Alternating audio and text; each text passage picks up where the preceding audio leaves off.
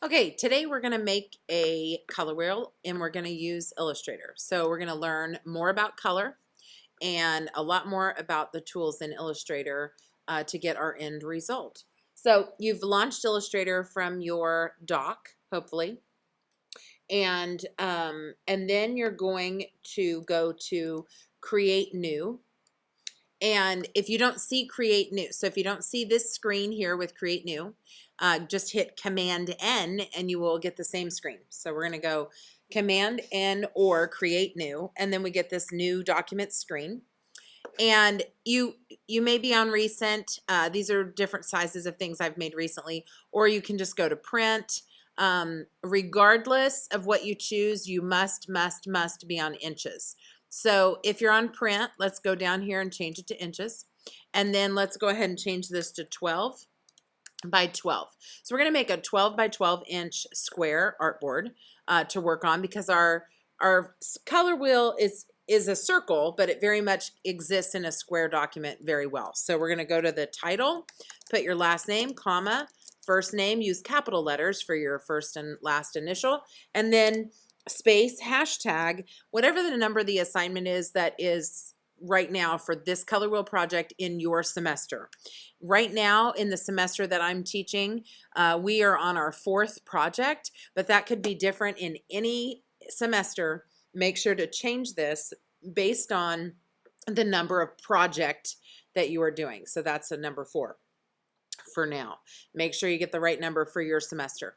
This is one artboard and no margins down here, and we're going to hit create. So we're going to end up with this nice square document. I'm going to drag my frame out a little bit bigger so I've got more space to work with, but I'm going to also hit Command 0, and then I'm actually going to hit Command, let's leave it at Command 0. It's going to fill the page as much as possible. Okay, so our borders are pretty close, but I'm going to extend that even a little bit more. Okay, now I want you to hit Command R, and that is for ruler. So as soon as I hit that, we see the ruler on the top and on the left margins. If I hit it again, Command R, it goes away. So Command R, show rulers. Okay. From that point, you're going to click on the top ruler. You're going to drag down to the 6-inch mark, creating a guide that's perfectly centered from top to bottom. Then you're going to go to the left and you're going to click and drag, and again creating a guide that's perfectly centered, but this time from left to right. So now this is the center of our document. I also want you to go to view and make certain that Smart Guides is checked, and then make sure that all of these are unchecked. We don't need a grid. We don't want anything to snap to grid, to pixel, or to point. So make sure those are unchecked. So we got Smart Guides checked and everything else unchecked. Okay, back to Black Arrow. Now let's talk about your tool panel. May look very different than my tool panel. I move things around constantly. It's a preference thing. Please don't worry about it. Just make sure that you're finding the icon that you need to use. And like I said, it could be in any spot. You just have to find what you need. I'm going to go to the shape panel, and for many of you, it probably looks like a rectangle by default. And so that could be, again, anywhere on your panel. But go to the shape tool, the rectangle tool, click and hold. Now I'm going to go down to polygon, and I want to check something real fast. Okay, yours probably has 6 sides by default. So you've clicked on polygon tool, and I want you to come over here to the center, and I want you to hold down Option and Shift, and I want you to start dragging. You more than likely are seeing a shape like this or similar to this. 6, or in this case 7 sides, okay? You are probably seeing one with 6 sides. The sides can be changed based on the up and down arrows. So I have now let go of Option and Shift. I'm holding down my mouse. I'm clicking and dragging. I can make it larger and I can make it smaller. I can keep it straight, kind of based on my guides here. But what I really need you to do is use the down arrow 3 times to get you to a triangle. Now I need that triangle to be straight. So I've got my triangle. I'm still holding my mouse. I need you to go back and hit Shift. And once you hit Shift, it'll lock it into a straight with the world position so that the top of the triangle is pointing up and it's nice and straight. Now, we can't have it too close to the edges. We need space around the perimeter to make our circles, to make our colors. So this is probably a good shape right here. And I'm gonna let go of my triangle and my mouse, and I'm gonna let go of shift. Okay, so now I've got this nice straight triangle. It needs to be a black stroke, which it is, but let's turn off the fill.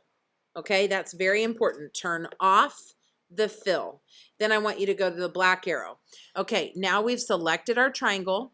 You're going to hit Command C for copy, Command F for paste to front. Then I want you to get your handlebars here, and I want you to spin it. Now I'm not holding shift because I want to just use my guides at this point, and I want to spin it so that now I've created this perfect 6-point star. Now, I don't want this bounding box on the outside like this. I want to put these together anyway. So I click off to the side. I've got my perfectly spaced triangle. I'm perfectly centered with my document, okay? So these are centered with each other. We can see this is all lined up, and then they're centered with the center of the document. So I'm going to black arrow, select both, and hit Command G because now I want them to be grouped. It's very important that they're grouped. It will help us later to work on this, okay? Now, we're going to make our circles that will travel around the outside of this 6-point star, creating a color wheel. If you've done your reading properly and looked at the color wheel, there are 12 colors to the color wheel. So it's important to remember that number, 12. It's just like the numbers on a clock. So think of it like a clock. Go back to the shape tool. Now instead of polygon, you want to go to ellipse. You're going to go up from the point. You're going to go about this far is good. You can kind of eyeball it and click. I'm going to hold Option and Shift, and I'm going to drag out my new circle. Okay, and approximately that big is good. I held that too long, so it zoomed out, but I'm going to go full screen again. Okay, go back to black arrow. This circle is selected. Now this part can be confusing. You must follow along with me. I am going to click on the rotate tool. I am going to now go to the center and hold Option, and I clicked. So a mouse click here in the center, and I held Option. I'm telling Illustrator that I want to rotate this circle around this center point. So I clicked there, but I also held Option, which gave me this box, which means I can put in details. So around the perimeter of a circle is 360 degrees. 360 degrees is the complete distance around the circle. We want 12 objects to be evenly spaced around 360 degrees. We don't even have to do the math problem. Illustrator will do it for you. 360 degrees, and this knows that it's supposed to be degrees. And then we put divided by 12. So 360 degrees divided by 12 objects. And here's the super important part. You must click copy. Now, my circle started here, but when I started, don't click anything just yet, but when I started, it moved down to here. When I hit copy, we got another one back up here. But now, now we have 2, we need 10 more. We're going to hit Command D for duplicate. And I'm going to keep doing that until I have all 12 of my perfectly spaced circles around the center of this perfectly centered color wheel. Okay? And so now you can see here's our 12 circles and here's our 6-point star. Now, you from your reading and your studying of the color wheel should know that this, the upright triangle is for primary colors and the upside down triangle is for secondary colors. Okay, for a minute, we're going to click on this and we're going to ungroup these. And I want you to come up with a creative way to distinguish between primary and secondary. We've learned details about the stroke panel. So let's pull that up. Let's pull up the whole window. Okay, we've learned details about the stroke panel. I'm going to, for the primary colors, the upright triangle, I'm going to just kind of test out some things. I can make it bigger, and I made it rounded. I don't know if that, no, it didn't take on that round. Let's There, it's rounded corners. I kind of like that. Let's just make it a nice thick line. Okay, it still needs to be black. So a nice thick line. Now this circle, or square, excuse me, this triangle, let's do something different. Let's make it 8 points like we did with the other one. And let's make it rounded. Let's make it dashed. Let's play with this. Let's do 8 here. Oops. And let's do 40 here. And nope, I don't like that. Let's do 20 there. And let's do 6 here. And let's do 4. Okay. And I still don't like that. Let's do 2.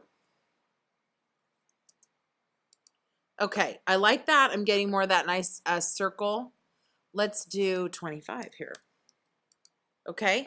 And then let's increase the weight. Okay, so I've got my upside down triangle, which is going to tell me that that's secondary colors. So it's distinguishing primary for these and secondary for these. I'm going to go 2, 25, and then I'm going to keep doing this. 2, oh, no, I want to keep just the first part. Well, let's see. Okay. Yeah, okay. We would have gotten the same result, but I'm liking this. And I like when it makes sure that there's a dot in the corners, okay, which is this selection here. If I did that, it doesn't line up so good, but I'm going to go there, okay? Let's leave that where it is. Let's come back to this one, and I think it needs to be even bigger to tell us, like, hey, these are the primary colors, okay? If you want, you can get creative and add some arrows, or you know, it's up to you. You can also change the uniformity. Let's play with that. Let's try. That is interesting, but I don't know if it's good because we want that attention paid to the primary colors, and especially red, which is at the top. But I guess we could keep playing around with this and see what we get. Okay, you may make choices with this if you want, but I personally think I'm going to leave mine just plain, okay? Okay, so you can be creative with that and come up with what you want, but please leave these black because we do not want them to affect the colors of what we're going to put in the rest of it. Okay, so now we are going to go to swatches, and if you don't see your swatch panel over here, go to Window and Swatches, and it will open up. Okay, I want you to start right here. Everybody by default has this folder right here. It's called the Brights. And in the Brights, there's a true red, an orange, a yellow, a green, a blue, and a purple. And I want you to remember primary colors. So we're going to start, red needs to be your top color. Just like the color wheel that's displayed in our classroom, red needs to be your top color. So I'm going to go red on that. And then we are going to go down to orange, which would be here.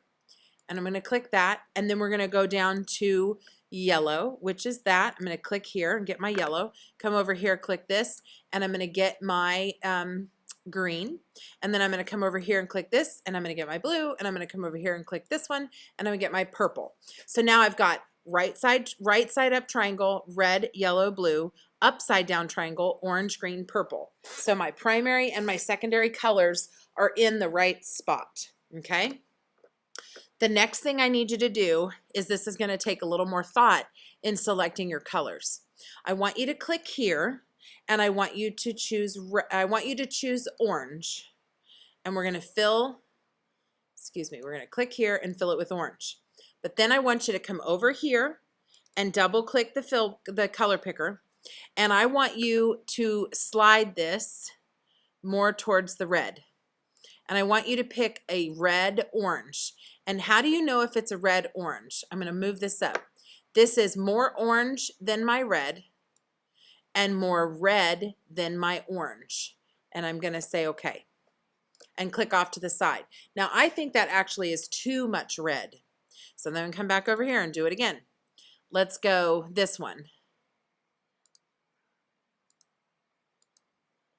Let's cancel it. Let's go back to filling this with orange. Double click here, and we just need one that's just barely more red. So let's see. So more red than orange, more orange than red, and say okay. Okay, that one looks pretty good. It's between here and here. Okay, then I want you to pick this one and fill it with yellow, and then we're going to double click here, and we're kind of working backwards. So now I'm going to slide my yellow more towards my green, and I'm looking for a yellow green. I don't want it to be neon, but I want it to be yellow green. Now I'm going to pull this down. It's more green than yellow and more yellow than green. So, or excuse me, I've got the wrong colors. Okay, we're going to click on our yellow. That will be good for yellow green. And we need to make it more orange. So I'm looking for a yellow orange. Okay, so let's say we're here. More orange than yellow and more yellow than orange. But I actually think we need to go a little farther. Let's try that. Now it looks kind of gray. Let's go back. And this is going to be a time-consuming process, and this is how you're going to do it. More orange than yellow, more yellow than orange, and then you're going to say okay. And that one looks pretty good. Maybe a little bit gray. We may need to go back into that one. Let's do it again. Let's go back to yellow, double-click yellow. We need to slide it just down barely to there, okay? More yellow than orange, more orange than yellow. Let's try that. And I changed the wrong one. Here we go. Add yellow, double click, let's try it again.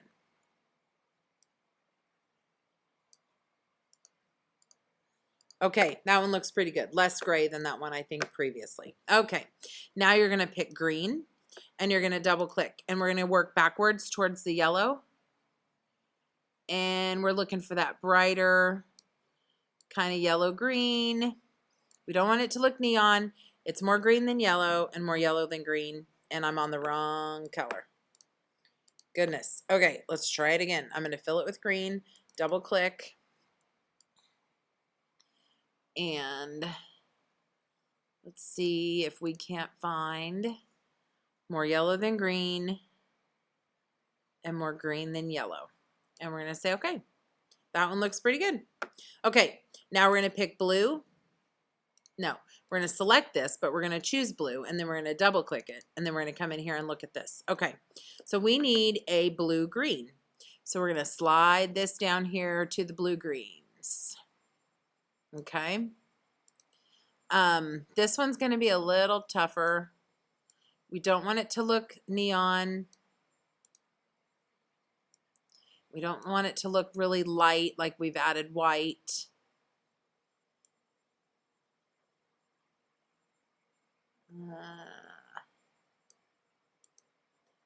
Okay, more green than blue and more blue than green. Let's try that. And the fade is pretty good there. That probably needs to be more blue. Let's get in here and let's go closer to the blue. Okay, that's probably better. Okay, so now we've got our blue-green and our blue, and now we're going to choose purple, and we're going to, we're going to choose there, and we're going to choose purple, double click, and now we need to find our blue-violet. So we're going to slide back down to here. This one's a little bit easier to do, I think. That's a pretty darn good blue-violet right there, okay? Looks more purple than blue and more blue than purple. So now we're going to click on here, and let's go ahead and add our red, and then we're going to double click, and then we're going to get that red-violet. So, and I really do think this one is a little bit harder because we don't want to get the perception of like a bright pink.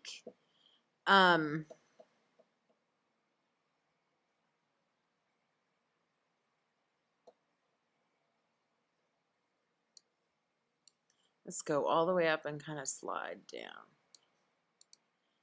down. And that one I'd say is pretty close. So it's more red than violet than purple and more purple than red. Okay?